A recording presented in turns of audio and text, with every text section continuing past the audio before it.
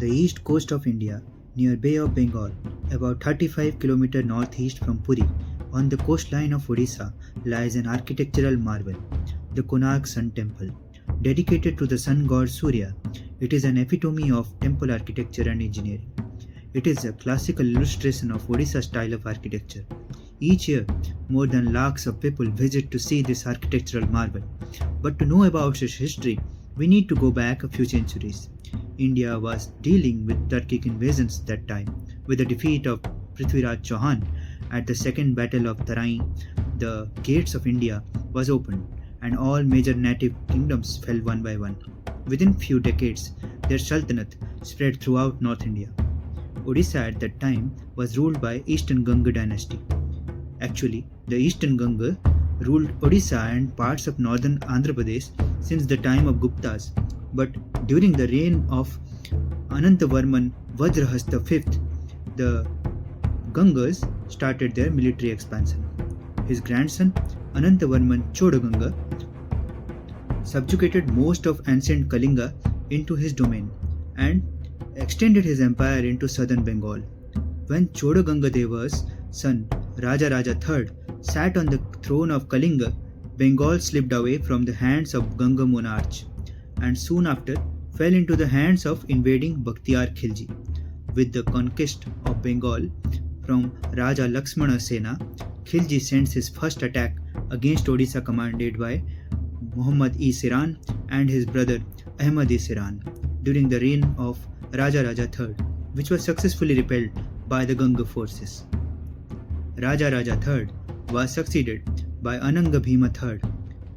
He was a man of foresight. Anticipating the immediate threats from the Turkic rulers of Bengal and Delhi, he decided to neutralize the Kalachuri threat on his western borders that existed since decades. Sonput tract had been the bone of contention for a long time. Pratap Malla, the Kalachuri ruler of Ratnapur, was a weak ruler. Ananga Bhima Deva, with the help of his minister Vishnu Mahapatra, defeated the Kalchuri forces at the Battle of Seodinarayan. But Kalchuris were very hard fighters. They didn't surrender.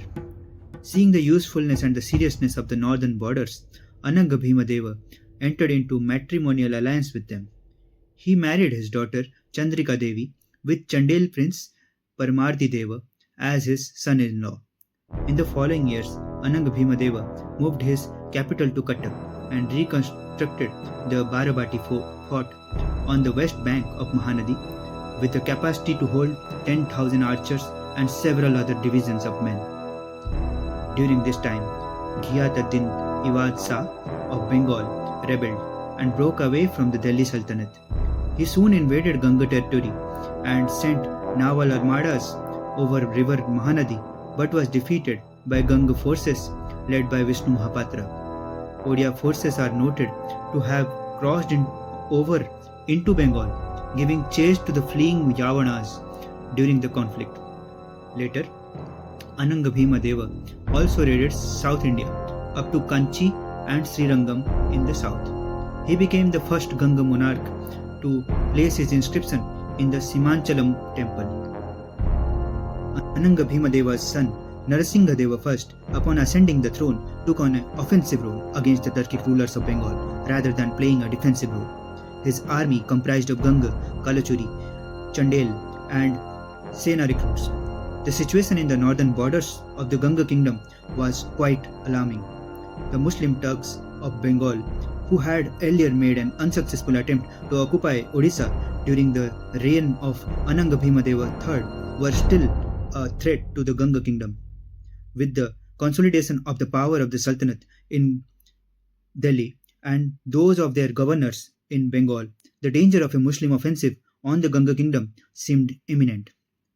Duly realizing the gravity of the situation, Narasingha Deva first decided to gear up against a possible Muslim attack.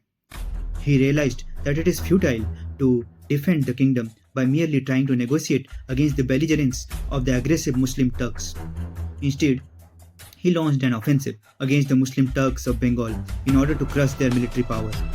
It is astonishing to note that at a time when the Muslim power was dreaded by other native Indian rulers, Narasimha Deva wanted to have a test of his strength against the Muslim Turks of Bengal. At this time, Malik Izzuddin Tughril-e-Tugan Khan was the governor of Bengal.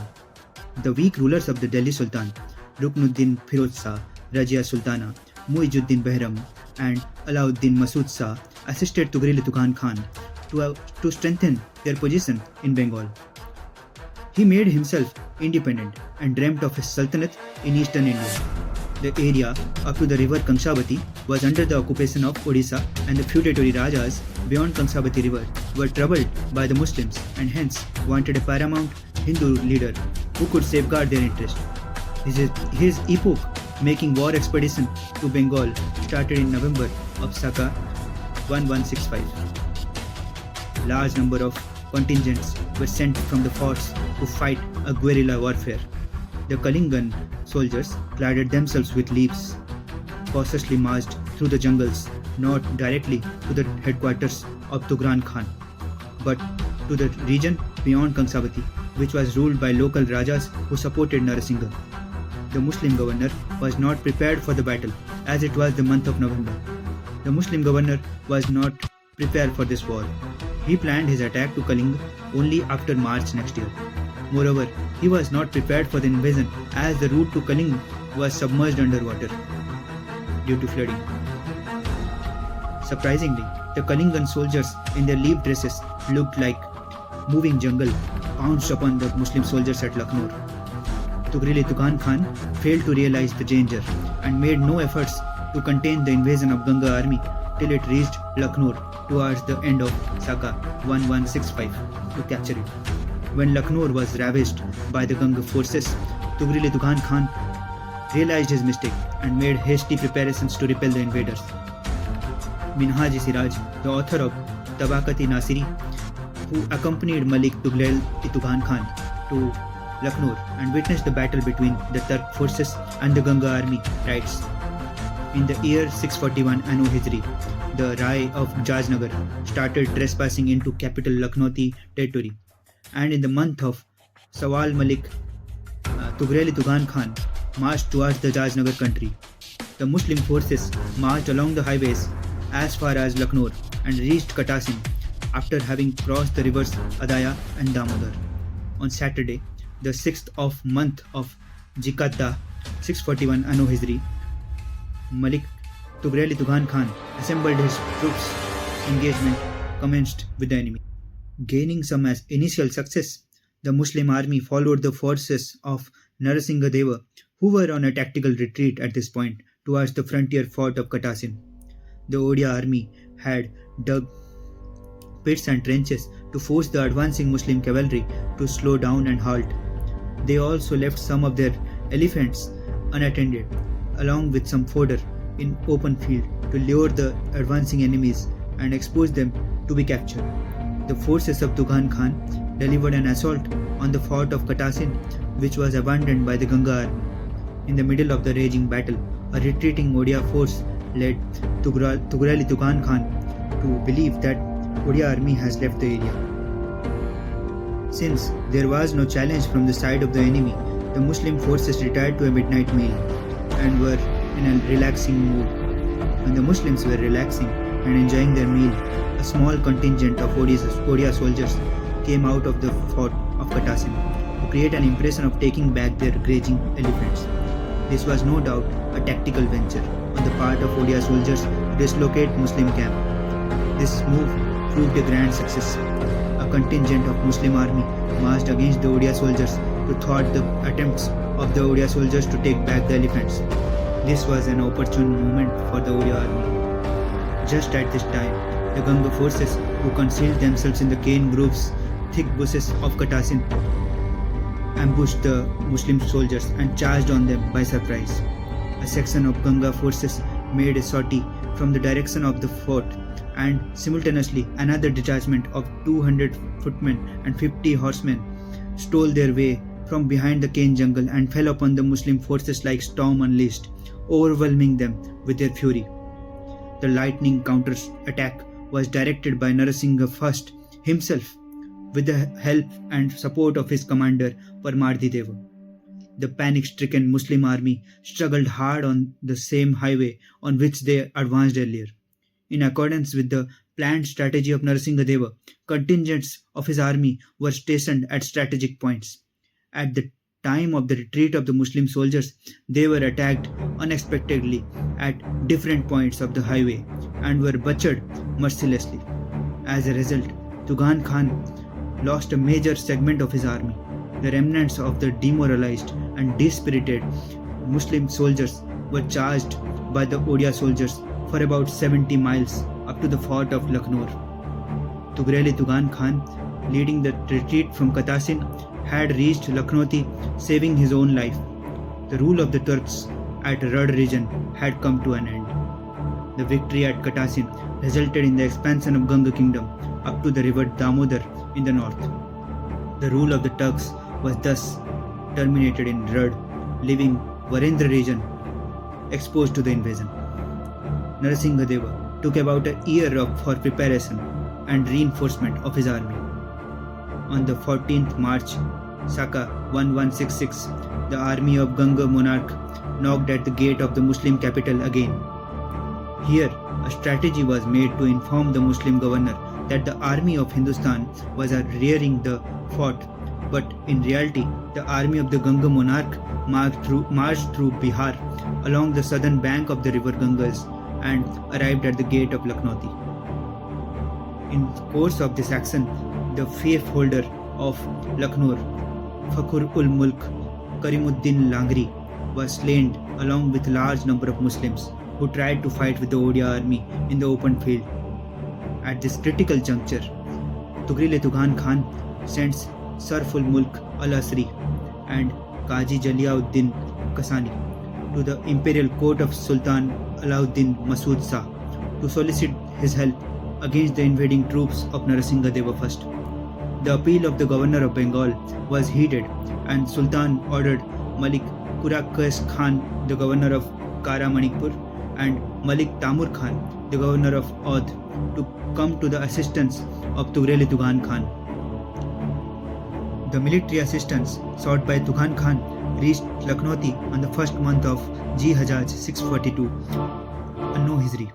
With the arrival of Muslim forces from the north under the command of Malik Tamur Khan, the Ganga forces vacated their siege on the fort of Lucknow and retreated. Malik Tugrel Tugan Khan expected that the forces under Malik Tamur Khan would chase the Ganga forces out of Bengal, but his expectations were shattered as Tamur Khan developed a distrust of Tugan Khan. The forces of Tamur Khan laid siege on Lucknow with the objective of depriving Tugan Khan of the territories of Bengal. After a series of skirmishes between the troops of Tamur Khan and Tugan Khan, Lucknow was captured by Tamur Khan, while Tugan Khan fled away from Bengal for safety. Tamur Khan kept Lucknow in his possession for about 2 years until his death. The conflict between Tamur Khan and Tugan Khan helped Ganga army to plunder some districts of Muslim Bengal. After the flight of Tugan Khan, Tamur Khan got possession of the territories of Muslim Bengal. He raised a standard of rebellion against the Delhi Sultan for about 2 years and died some years later. This death was followed by a state of confusion in Bengal, during which Masood Jani captured the political power. Finally, in 650 Anno Hijri, Malik Ikhtiyar ad-Din Yajbak, governor of Audh, was transferred to Bengal as its new governor. Emboldened by his victory, the governor of Audh established the position at Varendra region and led an expedition into Rud region. Here he met a fatal enemy from Orissa, Paramardi Deva, the brother-in-law of Narasimha. Paramardi Deva had fortified himself in Umuruddan as a governor of Ganga Emperor. In this campaign, 3 decisive battles were fought between Malik Ikhtiyar ad-Din Yajbak and the monarch of Orissa. While the first 2 battles were victorious for the Muslim army, in the last battle, the Muslim suffered a disastrous defeat with heavy loss of manpower. The Sultan sought help from the Delhi Sultanate, but due to the political trouble in the imperial court, he was deprived of any help. In 653 Anu Hijri, Yazbak made a fresh bid to recapture Rud. He avoided frontal attacks with the Ganga army and dealt swift charges to capture weakly defended areas. He captured Umurdan and soon after struck a coin in his name from Lakhnauti. During this campaign, Paramardi Deva, the valiant general of Ganga army, died while fighting. Even though Paramardi was killed in the battle, Rud continued to be under the possession of Gangas. The Muslims halted their progress into Orissa, fearing retaliation by the Odia forces. Thus, the protracted struggle between Narsingha Deva I and the Sultan of Hindustan continued for 12 years. As a result, Narsingha Deva I captured the Rud region of Muslim Bengal, comprising Midnapur, Bankura, and Hooghly district. Yazbak regained Mandara but failed to dispossess the Gangas from Rud. Yazbak rebelled against the Sultan of Delhi and died while leading an expedition to Kamrup in Assam. With his death, the struggle between Narsingha Deva I and Bengal had ended. The victories of Narsingha Deva I over the Muslims of Bengal have been mentioned in the Ekavali, which is a Sanskrit Smriti written by Vidyadhar. Due to the aggressive military expeditions in Bengal by Narsingha Deva I, there is no record of any direct Muslim aggression against Odisha's territory for at least the next 100 years. To commemorate the victories against the Mamluks of Bengal, Narsingha Deva ordered the construction of Sun Temple at Konark. As per the legends, 1200 Badheis, that is, masons, led by a leading sculptor named Bisu Maharana, were given the primary task to complete the project within 12 years over 12 acres of land. Corresponding to the legend of Samba, son of Lord Krishna, who was cured from leprosy by the boon of sun god Surya at the same spot while praying for 12 years. Due to delays, the project was not completed by the end of 12th year, as the uppermost portion of Kalas did not fit in the almost completed structure. Enraged by the delays and doubting the competence of the masons, the king ordered the completion of the task by the next day morning, or else all 1200 of them would be beheaded. On the very day, a 12-year-old son named Dharmapada had arrived to meet his father Bisu Maharana, whom he had not seen since he was born, as Bisu was assigned to the project before that and had never visited his family during the course of construction. Unable to put the colors on the top of the temple due to the weight of their bodies, the masons feared the worst. The small child somehow undertook this task and managed to place the colors on the top of the temple, hence completing the task. As the orders were very specific for only the assigned masons to finish the task, the news of a child completing the task would have still ensured their deaths. Realizing the situation, Dharmapada killed himself by jumping into the adjoining Chandrabhaga river. This sacrifice by a 12-year-old saved his father and all the other masons. As Narsingha Deva I learned about the consequences of his severe order, he was very resentful and he spared the lives of all the masons. It is one of the few Hindu temples whose planning and construction records written in Sanskrit in the Odia script has been preserved in the form of palm leaf manuscripts that were discovered in a village in the 1960s and subsequently translated. The temple is built in Kalinga style of architecture in east to west direction in such a way that the rays of the rising sun fall on the idol of the solar deity in the main sanctum. The uniqueness of the Sun Temple at Konark lies in the fact that it was built using the concept of magnets. The statue of the sun inside the temple was said to be floating free in air based on the unique arrangement of the main magnet and the reinforced magnets around the temple walls. The Konark Sun Temple was built from stone in the form of a giant ornamented chariot dedicated to the sun god Surya. In Hindu Vedic iconography, Surya is represented as rising in the east and traveling rapidly across the sky in a chariot drawn by 7 horses. The 7 horses are named after the 7 meters of Sanskrit prosody, that is, the Gayatri, Brihati, Usnik, Jagati, Tristuba, Anustuba, and Pankti.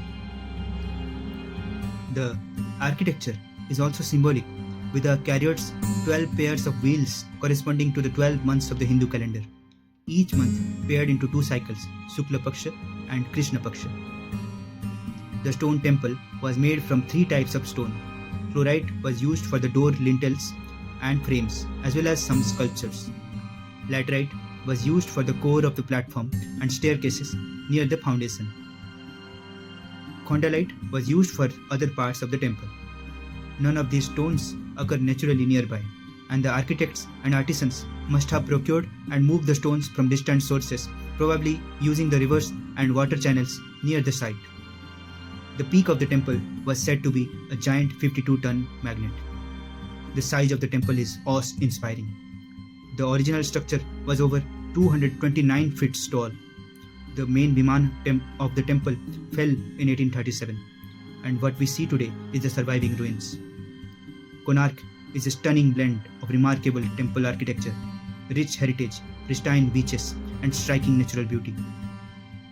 It showcases planned execution and engineering prowess of our ancestors. The temple was granted World Heritage Site status by the UNESCO in 1984.